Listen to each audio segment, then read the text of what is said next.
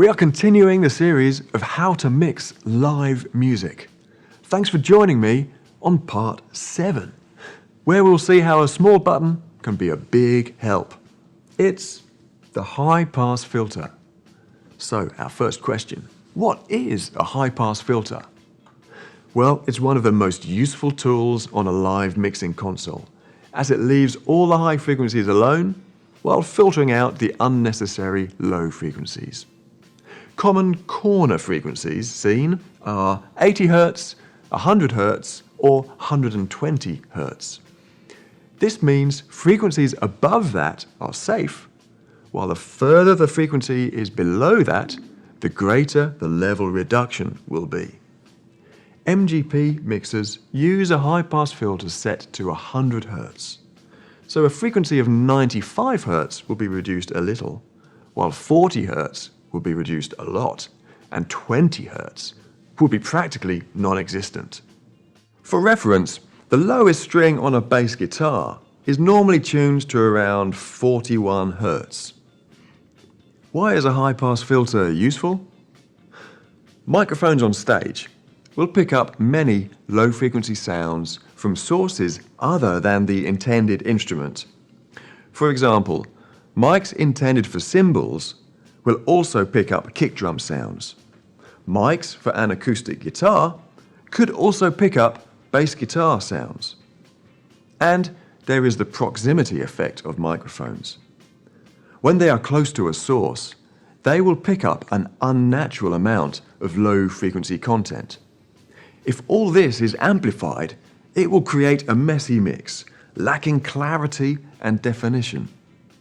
Too much low-frequency content can mask the higher frequencies, taking enjoyment away from the intricate rhythms and melodies in the music. So, before you start creating your live mix, always check the status of the high-pass filter switches. Activate HPF for every input channel except those for low-frequency instruments like kick drum and bass guitar.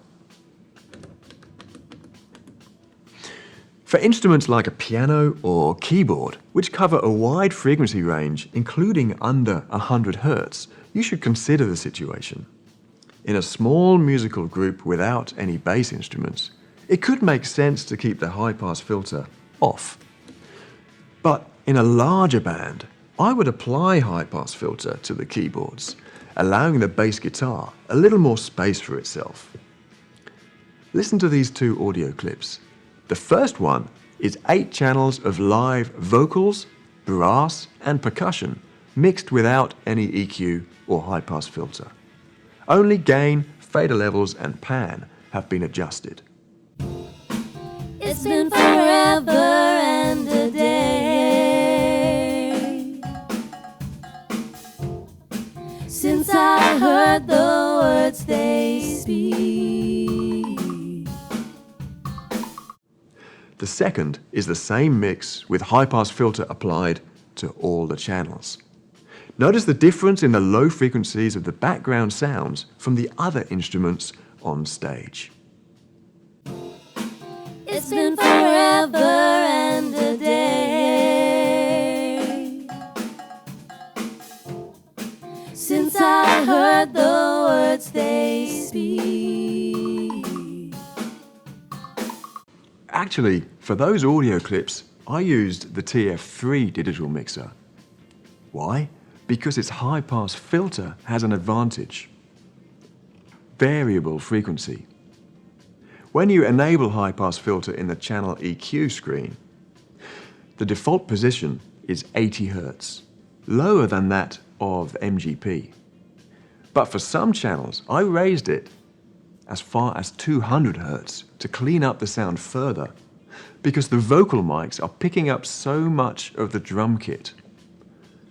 When mixing live, it's all about eliminating the frequencies you don't want. Cut them out to make a clean sound. It's those low frequencies that are more likely to resonate around a room, so cut them out of the channels where they are not needed. Listen to each channel by cueing them in your headphones.